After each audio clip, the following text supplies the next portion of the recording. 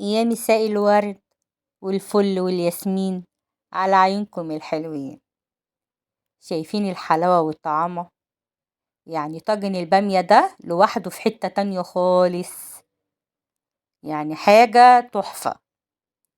ولا اللحمة دايبة فيها دوب، يعني بصوا شايفين؟ او بقطعها بالمعلقة من غير سكينة ودايبة وزي العسل. يعني طاجن البامية ده لوحده في حتة تانية خالص، معاه كده شوية رز أبيض يستاهلوا بقكم. يلا كده خليكي معايا وتابعي الوصفة بتاعتنا، مفيش أسهل منها ومش متعبة خالص. هنسمي الله كده. أنا هنا معايا حلة حطيت فيها مية غليت كده على النار ونزلت باللحمة بتاعتي.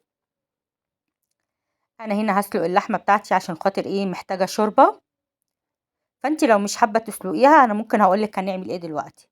طبعا مش هضيف لها أي حاجة خالص الشوربة بتاعتي غير لما إيه أشيل الريم بتاعها. هنا على عيني التانية أنا كنت رفعت حلة وحطيت فيها معلقتين من السمنة، ونزلت كده ببصلية كبيرة مفرومة. هنديها كده تحميرة، هنقلبها كويس. في نفس الوقت هنا انا بشيل الريم بتاعي بتاع الشوربة. انا مش بضيف لها اي حاجة الشوربة خالص غير لما تكون المية بتاعت الشوربة صافية وجميلة بشيل منها الريم خالص. اول ما بشيل الريم ببدأ بقى احط بقى الاضافات بتاعتي. ما تنسوش بقى اللايك والشير والاشتراك في القناة. هنا البصلة بتاعتي احمرت.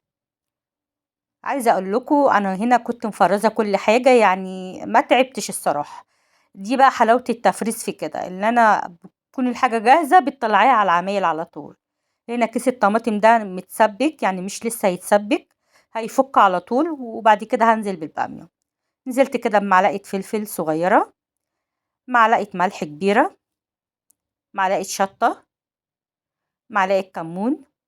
وهسيبها كده تفك معايا تسيح، ما بتاخدش وقت خالص وبتسيح بسرعة.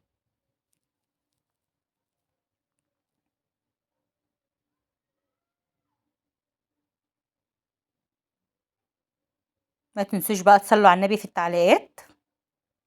هنا الشوربة بتاعتي كده خلاص شلت الريم بتاعها، حطيت لها بصل وحطيت لها طماطميتين، وهنا عودين توم اخضر كنت انا شايلاه، انا مفرزاه يعني. ونزلت بقى بالفلفل الاسمر والحبهان وورق لورا. ما بحطش ملح خالص غير في قرب السوا. هنا كده خلاص حطيت بقى قرن فلفل عليه عشان تديها طعم حلو. ونزلت بالبامية بتاعتي. يعني عايزه اقول لكم مفيش اسهل من كده، ولا خرطت ولا قطعت ولا فرمت ولا عملت اي حاجه خالص، يعني كله جاهز على السوا على طول. هنا كده خلاص اللحمه بتاعتي كانت دخلت في السوا، حطيت لها معلقه ملح.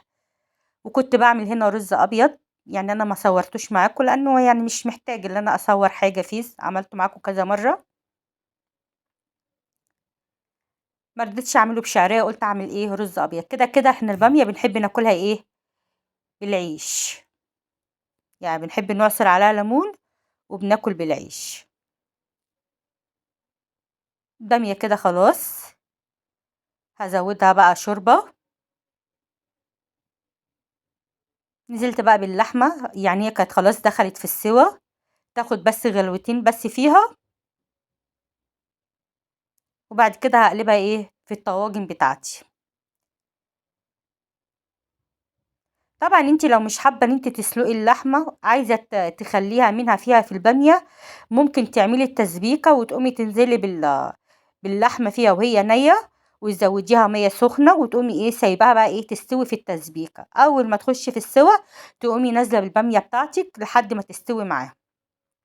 هنا انا كنت بعمل لها طشه، حطيت معلقه سمنه على معلقتين توم مفروم، على معلقه هريسه هريسه شطه اللي هي الحمراء. وهنزل بقى بالكزبره، معلقتين كده كزبره كبيره، معلقتين كبار يعني. هنعمل لها طشه زي طشه الملوخيه. عايزة اقول لكم الطشة دي بتخلي لها طعمها تحفة. في ناس كتير ما بتعملهاش طشة، بس هي البامية معروفة لازم يكون لها طشة. في ناس بتكتفي اللي هي تحطي توم بس مفروم مع البصل يعني في الاول. بس انتوا جربوا الطشة دي بتخلي طعم البامية تحفة، ويا سلام بقى لو البامية دي بيتيها، بجد هي ما تتقاومش اصلا. هي حلاوة بقى التفريز في كده ان انتي بتاكلي الحاجة مش في اوانها. يعني لسه موسم البامية بيجي في الصيف، انا هنا مخزنة عندي كذا كيس فبينفعني الصراحة. ده الطاجن بقى بتاعي. بنزل بقى ايه عليه بقى في البامية واللحمة. بعد كده انا هنا اصلا مشغلة الفرن، هبدأ بقى ايه انزله في الفرن بتاعي.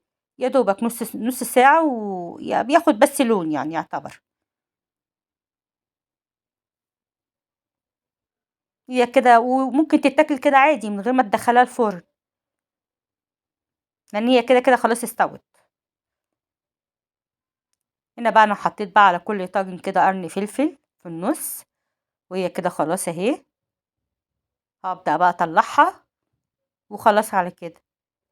يعني ما خدتش وقت خالص، بجد حاجة تستاهل بقكم.